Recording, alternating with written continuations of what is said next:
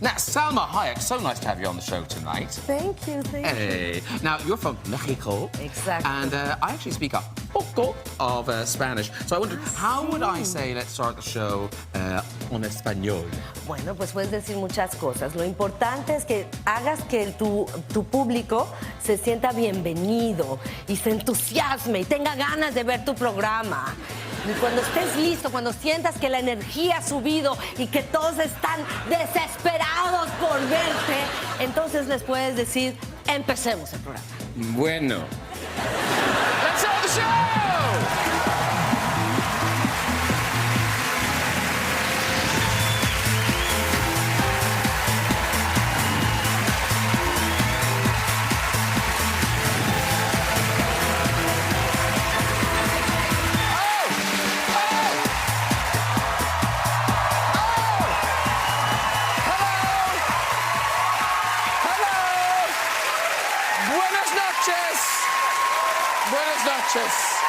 Buenas noches.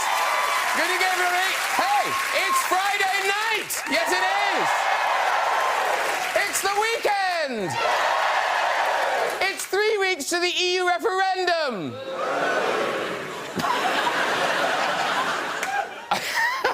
So excited in here, ladies and gentlemen. So excited. The debate has reached fever pitch, hasn't it? Real fever pitch. Lots of debate about immigration this week. Some people think we should bring in an Australian-style point system. Now, any Australians in tonight? There's always Australia. Hello, where are you? There you are. Hi. I have to say, you have done a great job of keeping people out of your country. You know. You filled it with poisonous animals, put it miles away, and you live there. So it's all, yeah. Bong, bong, bong. Of course, if the Brexit camp wins, then Boris Johnson could end up being the next Prime Minister. But don't worry. I don't think there's anyone more sensitive to the feelings of ethnic minorities.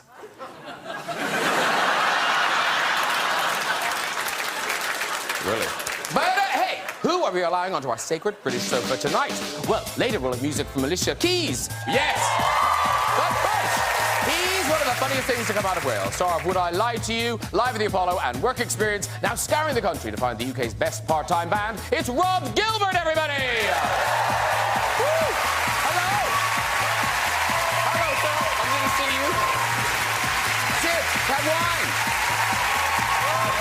This British actress has gone from Black Books to Green Wing to the hugely successful Episodes. Now she's here with her latest comedy caper, Breaking the Bank. It's Tamsin Greig! Yay! Sophisticated lady, look at you. Hello, darling. Lovely to see you. Come in, Rhod, Tamsin. This multi-award-winning actor starred as Dr. Fraser Crane for 20 years and, amongst other roles, has lent his unmistakable voice to Sideshow Bob in The Simpsons. Now he's gone all British in Breaking the Bank. Please welcome for the first time, Kelsey. Yeah!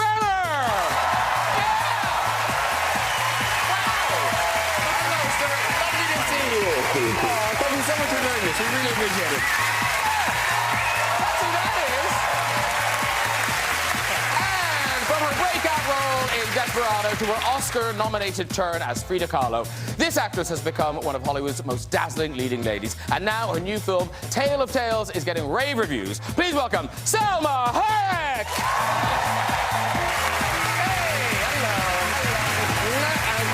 Thank you for coming. Seriously, you met everybody. Hello. What a jolly sofa. Very good. Nice to see you all. Welcome. Thank you. Now, there's an odd thing on the couch. I don't think we've ever had this before. But Salma and Kelsey, you've got an odd connection. Mm-hmm. Yes. Let's elaborate. Salma bought a home I owned years ago, and did you know it was his house? Yes. Yeah, at the time. I still have it. Do you? I was going to ask if you still have it. Yes. It's such a beautiful place. I loved it. I loved it. And there was a little bit of controversy around it, but it's all worked out lovely. Did he leave it nice? Yes. Oh, it was a great home. And he left it in very good shape. Yeah. Did he take the light bulbs? Oh, no. I think you did.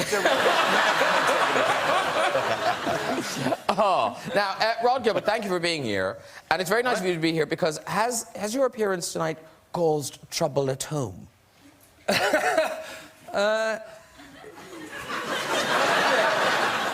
Are you trying to tell him something? No. I believe somebody else told him something. Yeah, no, it's my wife's birthday, yeah. Oh, look at that!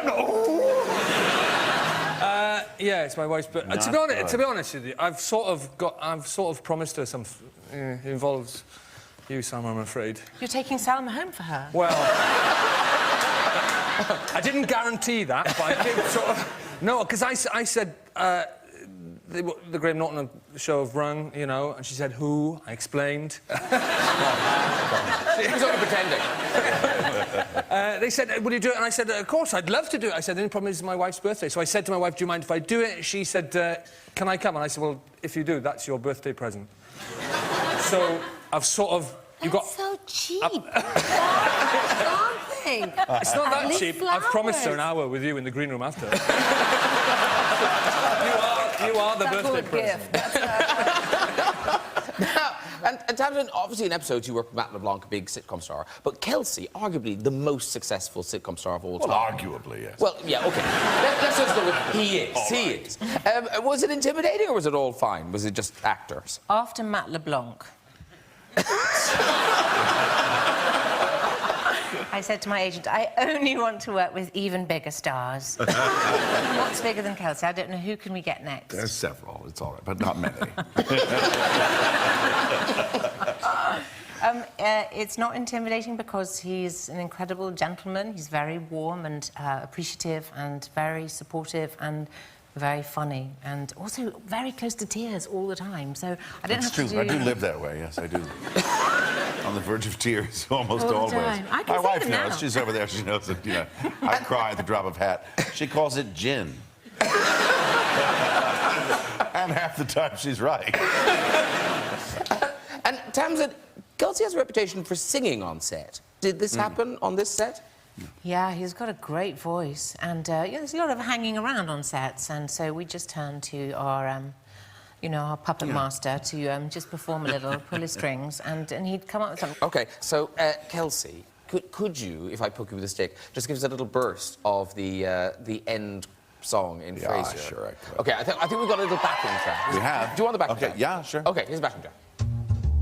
Hey, baby, I hear the blues are calling. Tossed salads and scrambled eggs. Yeah, that's it. Quite stylish. And maybe I seem a bit confused. But maybe, but I got you pegged.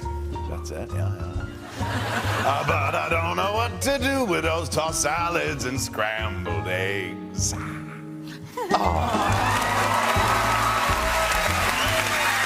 cool is that? Thank you very much. It's very nice of you.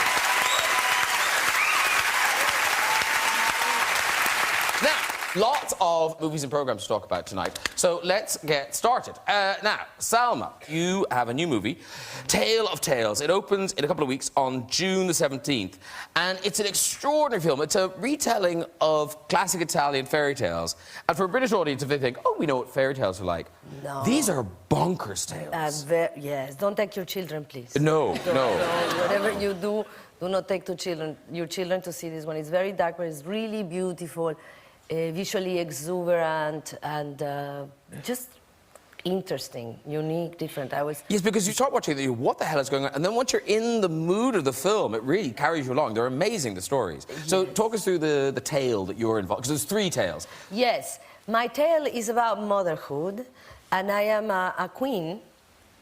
I was so excited because the closest I got to be a queen was to be the queen of the drug cartel in Savages. When you're Mexican, you know, it's kind of hard to get that role. And who is very sad because she cannot have children. And she's willing to do anything in order to conceive a child.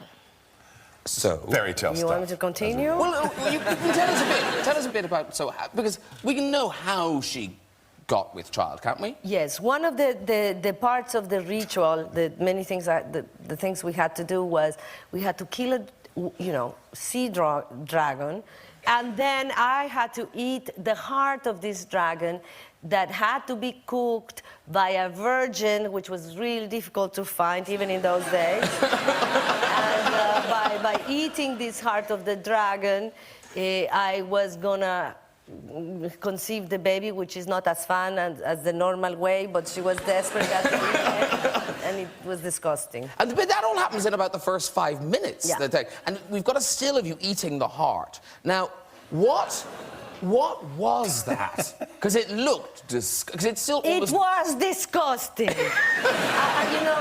I still don't know, because when you ask the Italian, they asked me, what are you allergic to? And I told them, and then when it was the time, I said, what's in it? And they said, you're not allergic to it. I said, okay. But what's in it? And they said, many different things. And I said, yeah, but what things? Things that you're not allergic to. And that's it. But I kept, every bite I would find different textures and things and flavors, and at some point I was convinced I was eating a worm, and I said, you must tell me what is this. That's spaghetti. So the artery of one of the arteries inside of there was spaghetti. But anyway, I don't want to repeat that recipe. I will never cook it for anyone.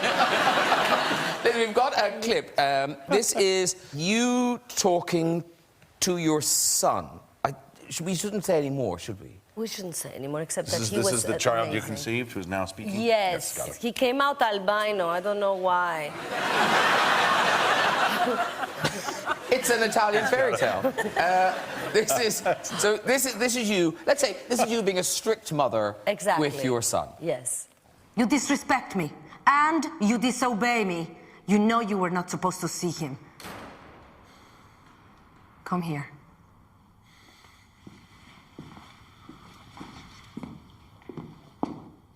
Elias, you are a prince. You cannot be friend of a son of a servant. But I like being with him. He's like a brother to me. I will see him whenever I want. A brother?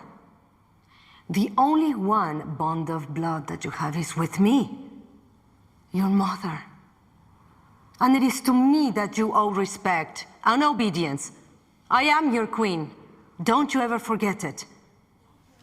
You know, if I start talking to my daughter like that, she starts laughing at me.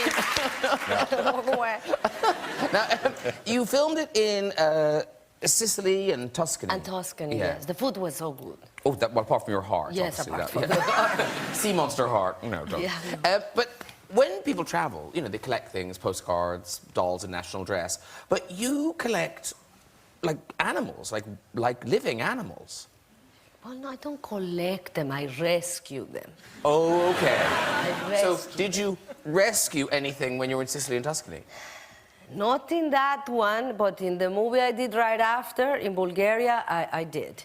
Okay. And I had promised my husband I was going to stop, because at the time I had 10 dogs, 5 parrots, I had alpacas, horses, cats, and by the way, one without a tail, the other one without a leg, you know. And they find me, they come to me, these animals, which he doesn't believe me, but they do, and I promise him no more, okay? We were up to 30 animals. I swore no more. And I was there, and a little puppy who was abandoned and was gonna die. I won't tell you the sad story because it's a comedic show and I'll start crying. He came to me and I couldn't help it, and I picked him up. And his name is Ochoa, after the goalie of the soccer team in Mexico. It was a World Cup. And I took him, and then I was terrified. How am I going to explain this to my husband? I promised. And so I came up with this brilliant idea to pretend that I was having an affair. And then, Ochoa. no, with somebody, to make him think I was having an affair. And at the end, I would say, no, it's not an affair. I picked up a dog, and then he would feel better. That I picked up a dog. This is clever. and It's not having an good affair. plan, good plan. So I left him a message. You must call me at this time. We need to talk. It's very important. And I never do that. And this time, okay, what happened? What happened? And I said, listen, I feel so terrible. I don't know how to say this to you.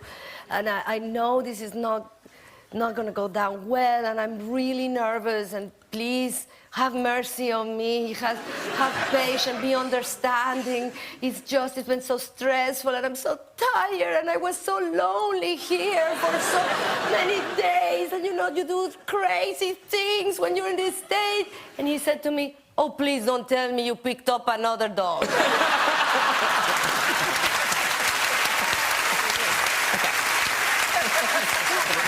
He knows you well. Sad that I was so predictable. But now, talking of dogs, famously, Eddie, the little Jack Russell in Frasier, and we all fell in love. Everyone loved that Jack Russell. But apparently you... I mean, not you didn't like him, but you were kind of... I actually liked him quite a bit. The person who didn't like him was John, the one that played my dad. He was terrified of him. Oh, really? Oh, yeah. Whenever he sat on his lap, the dog bit him. Very dangerous. He was not a pleasant animal. Yeah, right. But did it annoy you all on set that dog must have got so much attention? It annoyed me no end. But only this, because there was... we had a director for a while who was a guest director. We booked him to do maybe 3 shows. And somewhere in the middle of that number, he turned to the dog and said, Eddie, action. Said, you're fired. I can't. I've never heard anything like that in my life. You're out. And now I was never really that mean, but in this case I was. It's a dog. It's a dog. He doesn't understand action. On the action thing, you said that you didn't understand action. I worked on it. My first ever time on screen was I was in my 20s. I'd never done anything on stage or screen before, and I went along to the job centre and they sent everyone, all the waifs and strays, all of us. They sent all of us to be film extras in a Welsh film that was filming nearby, and off we went and got our 30 quid for the day. Oh, it was a Welsh dog then, in that case? No, this is a horse. This was a horse. Yes. This was a horse, and the horse's job, all he had to do was walk through the back of the shot. It was a period drama, and every single time the director shouted action, I kid you not, the horse got an erection, and every And there was this little guy whose job it was, it's the little guy whose sole job it was, as far as I could work out, was to run out with a bicycle pump and a bucket, and as soon as they went, action, the horse went, doing, and this bloke went, and this horse's penis just went, just back in. And they'd go, right, cut, and then they'd go, start again, they'd go, action, he'd go, doing. Sorry, And the horse, every single time he said action. What's he doing with the bicycle With pump? the bicycle pump? Unerecting. How do you unerect a... Well, this is what I'm telling It's you. a Welsh blowjob. So the... You know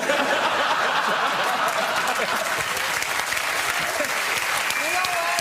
That's what I'm telling you. I bet there's a lot of women out there and More men experience too for this. that would want the number of the trainer of the horse. What would happen with the horse's penis would go like that, huge, and then this little man would run out, suck water up from the bucket into the pump, and then spray the horse's penis with cold water, basically, and then the penis would just sort of go back in. And then off they'd go, and then they'd go, right, action, out it would go again. The horse would go, dying, back in. Yeah, but I've met a lot of actors that do that. He missed the other trainer who was behind the horse. It's going very well. Yes, it's going very well. But now, but you, Tamsin, you were growing up. Who had the cat? Did your father have a cat? Or did you have the cat? Yes, we grew up with lots and lots of cats. My dad collected a lot of stray cats, so we learned at a very early age how to kill fleas. They're really hard to kill. Fingernails. Fingernails? Yeah, yeah. You have to rip them in half so that you see the blood.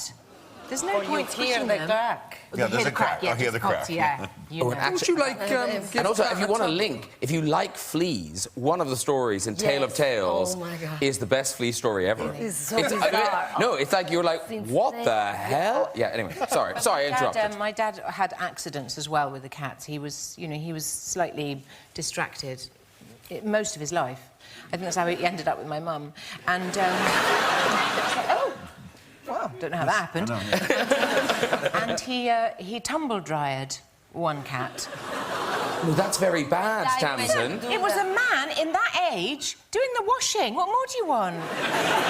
But the cat can't have liked that, Tamsin, in any way. Did they die? It didn't die. I know somebody that who long. did that and the cat died. OK, well... This one didn't die? It didn't die. It was a miracle. Wow, Maybe a better tumble dryer. Yes. That would have been an American. That was an American tumble dryer. Our tumble dryers could be on for a year, and you'd still be on a wet sheet. Yeah, with the cat going, I'm a little warm, but not very. In America, it's like beef jerky by the time you get it out. I'll have to hang this one up for half an hour on the line after.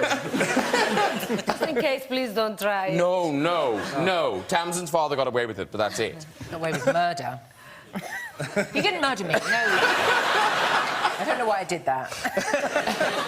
Now, Kelsey, you're working with a dog again. New movie that you and Tamsin are in. Yes. You had a dog called...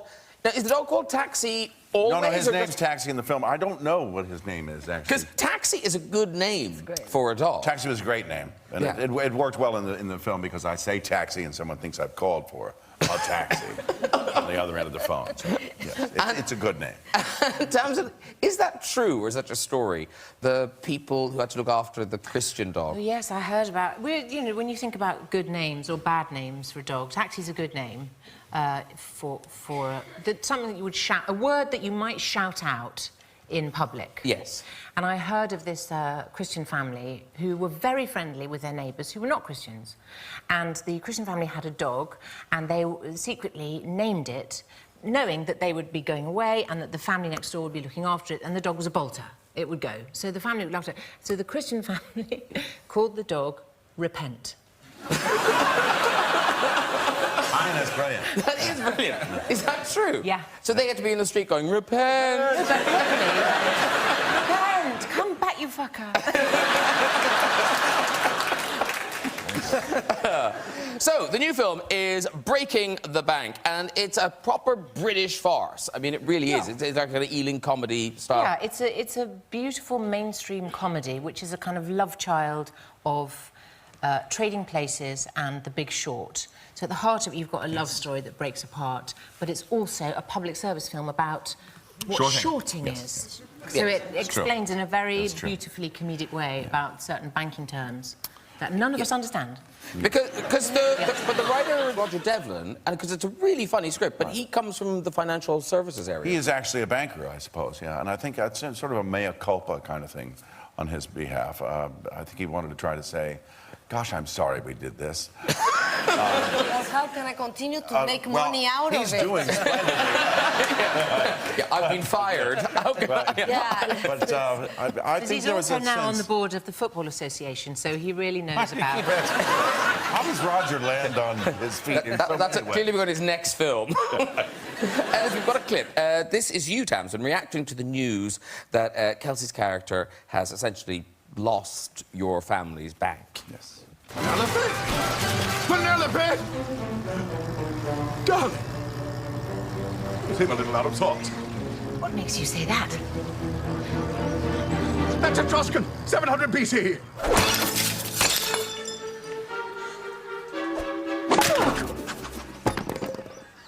I'm just as upset as you are. I seriously doubt that.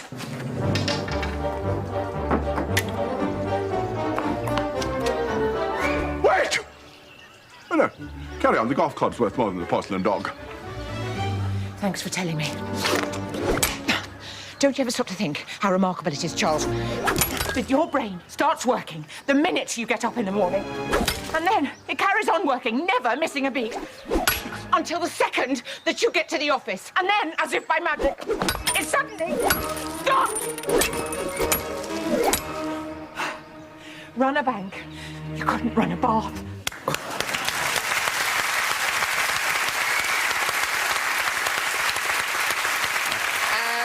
Breaking the Bank is in Empire Cinemas now, on digital download from Monday, and on DVD from Monday, the 20th of June. There is every way to see that film. Yes, there is. Now, fans, obviously, everyone is fans. And Kelsey, when you were filming here, you met, if not your biggest fan, certainly one of your biggest fans. Certainly one of the biggest fans I've ever had, yeah. Because was she the girlfriend of someone who worked on the film? The girlfriend of one of the prop guys, I think. It was one of the guys that was, helping. Yeah. But I was introduced to her, and he said, "Do you mind saying hello to my girlfriend?" And I said, "Of course not." And he says she has a tattoo of you on her arm. And I said, "Oh, okay, well, all right." And then she explained to me that it was confusing for a lot of people because they would often ask her in a bar why she had a tattoo of Bill Clinton on her arm. And so I thought, how did they ever get Bill Clinton out of that? So I said, why don't I just sign it and you can have that tattooed in there? So that's what she finally did. Wow. Salma, have you must have met people who have had you tattooed on them. Actually, I have. I knew you see. This is more common than we think. But the weirdest one was Danny Trejo. You know the actor Danny Trejo from all these action films. He was actually in prison for many years for. He's now an actor. Yes. And he's very famous. But before, he was in prison for many years for robbing banks. And in prison, he tattooed himself a huge tattoo of a woman here. And when he learned how to act in prison, and then when he got out of prison, he started working, and of course, he landed on the movie my first movie that I did. And when he saw me for the first time, they told me, you're gonna meet this prisoner that is now an actor, and I was a little bit afraid.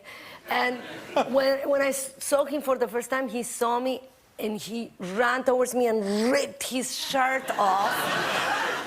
And he said, I knew you before I knew you. I dreamt you before I knew you.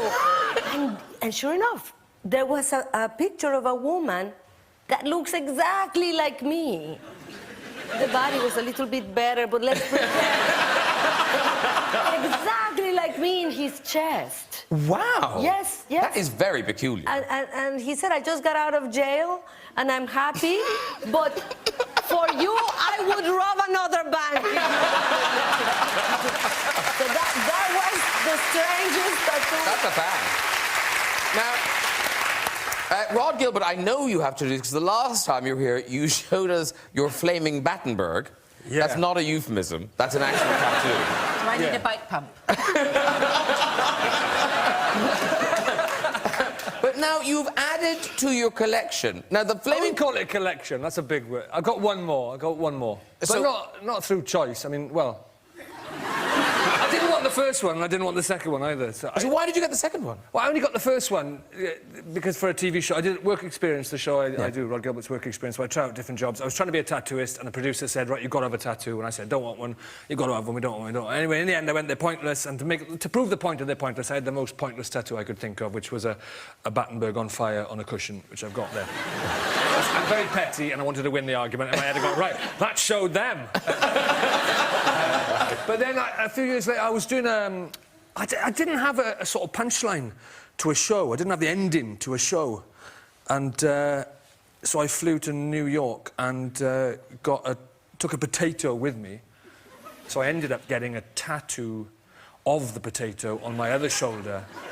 I think we've got I tattooed the potato with my flaming Battenberg. So the potato had one of me, and I had one of it. That was the plan. And we've got a picture of the tattoo. There it is. So you can just see a glimpse of the Battenberg over there. And here is... Now, what sort of potato is that? It looks... It's a King Edward. But what about your wife's name? What, Sean? Yes. How about tattooing her name? Because for I don't. her birthday Because that would be a meaningful tattoo. And I never wanted a meaningful tattoo. I would just want pointless tattoos. Okay. Anyway, you're that winning. tattoo. You're winning, Rhod. The worst thing is, it's not even like a potato. I came away and I thought, God, that's a really good likeness to the potato. That is fair. But then I forget it's there. I was on a beach a couple of years ago in Wales, and the one nice day we had, and and some kids came up to me like holding hands, a little boy and girl, and they said, "Oh, excuse me," and I thought, oh, they're going to ask for an autograph or a usual, a photo. And I went, yes, what is it? And the little boy went, why have you got a massive shite on your back?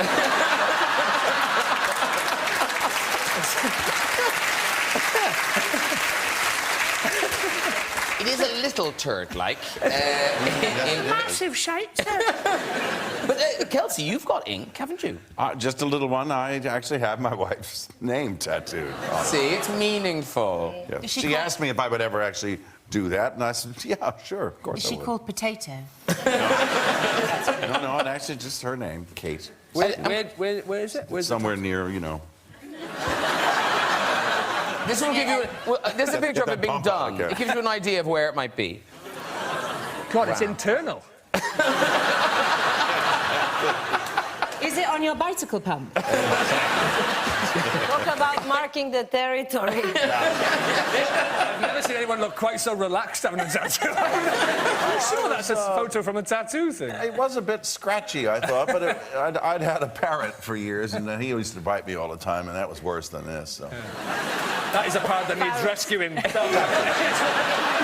Oh, dear. Hey, Rhod Gilbert, new TV series, and you are looking for the UK's best part-time band. It's a catchy title. Well, no, because I was saying part-time band. It's BBC4, Fridays at 9. It started tonight, but you can see that on catch-up. And the final will be in a few weeks on BBC 2. So I mean, is it as simple as like a part-time band is just not a full-time band? It is that. It's so much fun. It is so much fun. It's a lot more fun than the title sounds. Yeah. It was, as you saw from that picture, it's me, and then it's I go on tour basically.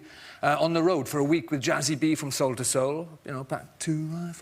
A week with Peter Hook, Joy Division, New Order, and then a week with Midua. And we just look at part-time bands. So people who play music just for the love of it, as a passion, as a part-time thing, not their main source of income. And it's I think it's the most fun I've ever had. It's been a joy. It's been an absolute joy. And on BBC 2, you know, for the final, what do they win? Nothing. Yeah. It's BBC 2, mate. It's still... It's still for the love of it. An hour in the green room with me.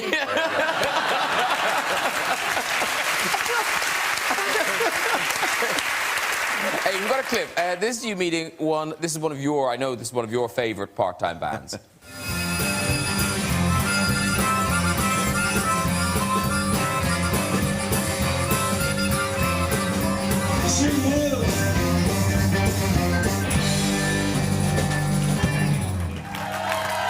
Are you sure you're all in the band? hey, we've lost a couple unfortunately. We lost one last week, unfortunately, as well. One of the band died last week. Yeah. And then we lost a drummer last year. Thank fuck we got two others. You've actually got one and a spare. How the hell do you get together for rehearsals? We don't rehearse. I'm glad you said that.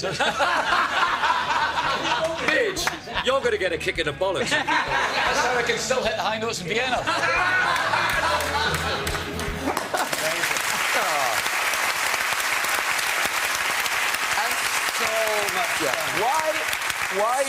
Why are you really rooting for those guys?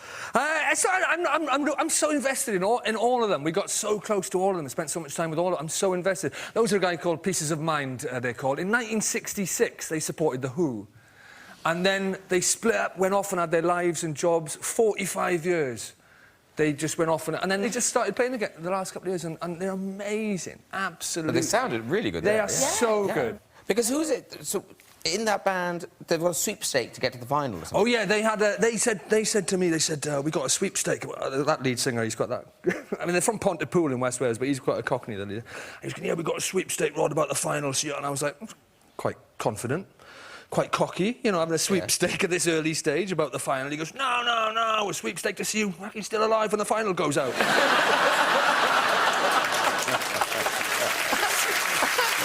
That's so funny. That's so funny. Now, Kelsey, talking of singing, how did the singing lead to Sideshow Bob in Simpsons? Well, Sam Simon, who created The Simpsons, was one of the writers on Cheers years ago, and as I do, as is my wont, I would walk onto the set sometimes, and I would usually sing, "Oh, the good life," kind of in my best Tony Bennett kind of derivative. And he called me one afternoon and said, "Hey, do you still sing, Kels? You know, could you sing a Cole Porter song every time we say goodbye?" I said, "Yeah, of course I could. Yeah, I love that song." And he said, "Well, we've got this character who's never actually said anything on the show. He's Krusty the Clown's sideshow. We call him Sideshow Bob, and we want him to speak finally. And we thought you should do it. Can you sing this Cole Porter song?" I said, "I can certainly do that." And then I read the script, and it was actually really funny and wonderful. But he was very cultured, and I borrowed at that time. It seemed like the opportunity. I had logged away a voice years ago when I worked for a man named Ellis Rabb, who had started a theater company in New York City, had great success, and when I was working for him, I was painting his bathroom and, you know, hanging wallpaper and stuff like that. I wasn't really a successful actor at the time.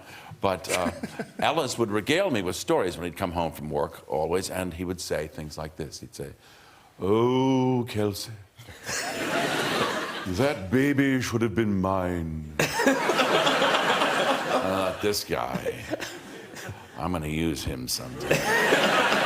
And when I read the script for Sacha Bob, I said, "This is Ellis Rabb." And it went immediately into, "Oh, Bart, I just despise you."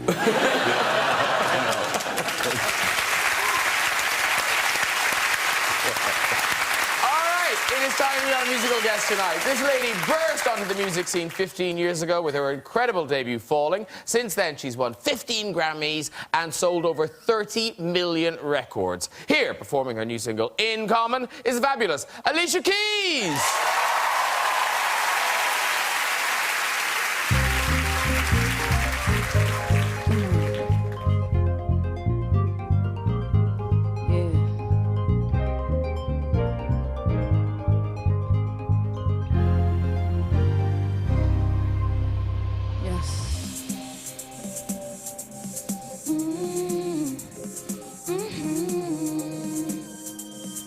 Said I'd be gone by 5 for the sunrise, and I'm still in your bed.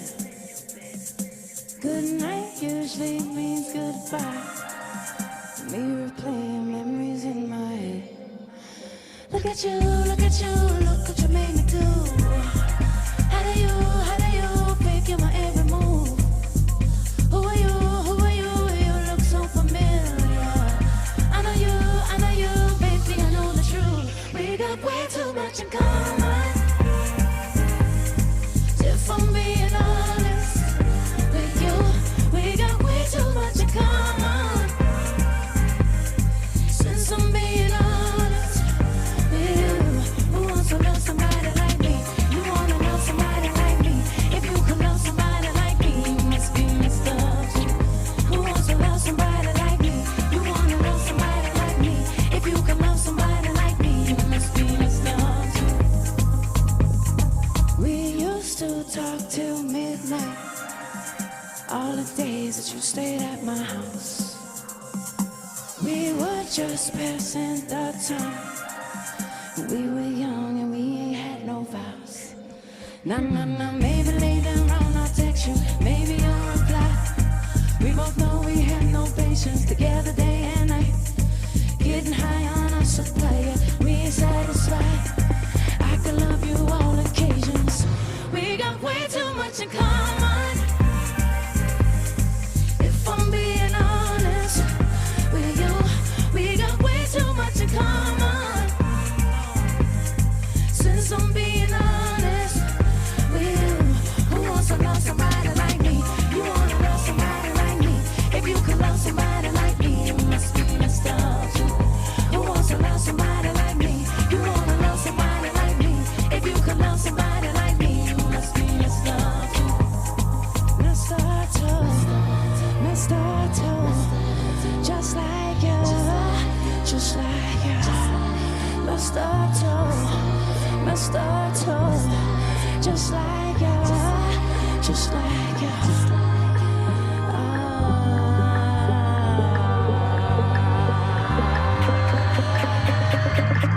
We got way too much in common. If I'm being honest with you, we got way too much in common. Since I'm being honest with you, who's gonna love? Who's gonna love? Oh yeah. Who's gonna love? Who's gonna touch? Oh yeah. Oh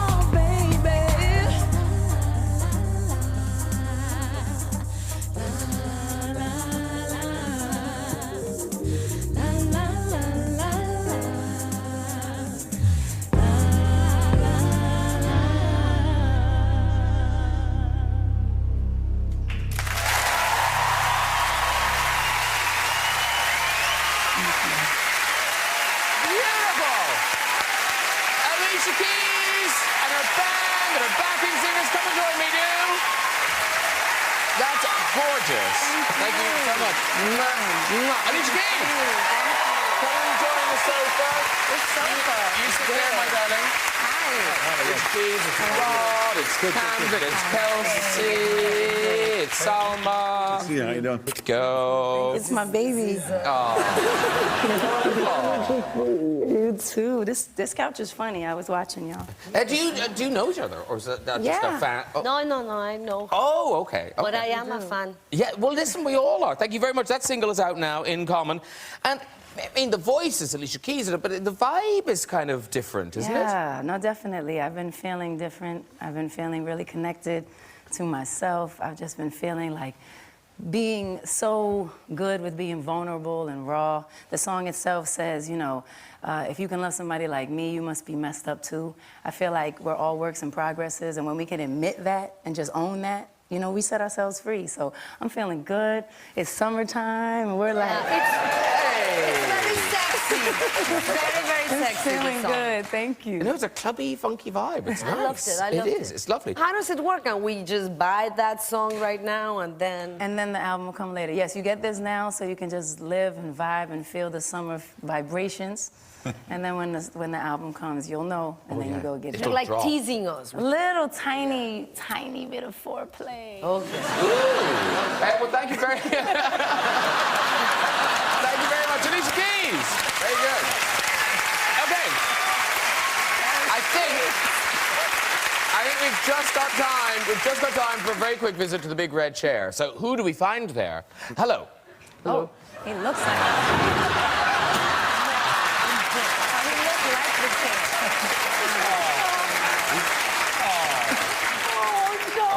He dressed to match a chair.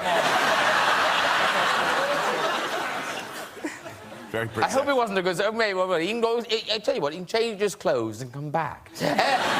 Who's up next? Oh!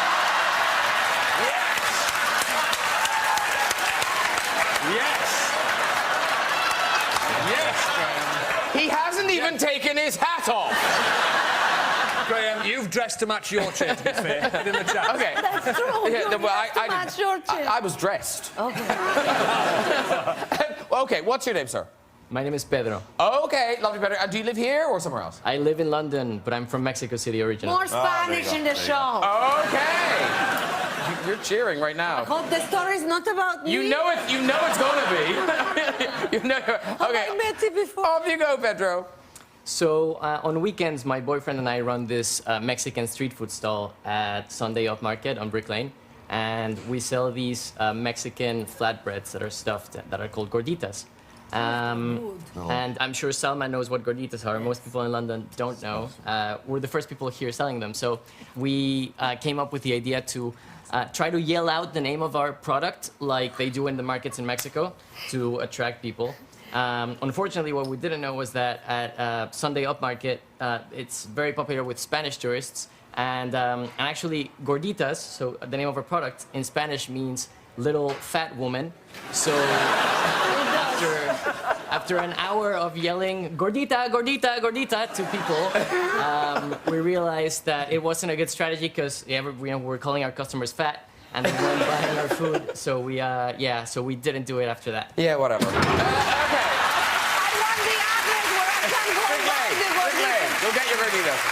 Well done, everyone. If you'd like to join us on the show and have a go in the red chair, you can contact us via our website at this very address. That is it for tonight, so please say a huge thank you to my guests, Alicia Keys, Mr. Rhod Gilbert, Tamsin Greig, Kelsey and Salma Hayek. Do join me next week with music from Tom O'Dell, Aussie heartthrob Liam Hemsworth, Hollywood star Jeff Goldblum, and the mighty rock himself, Dwayne Johnson. I'll see you then. Good night, everybody. Bye-bye.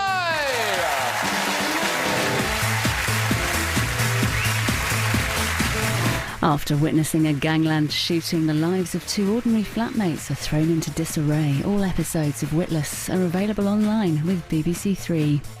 Next tonight, playing for one of the biggest institutions in the world and carrying the nation's hopes. No pressure for Eurostar Gareth Bale. Coming up.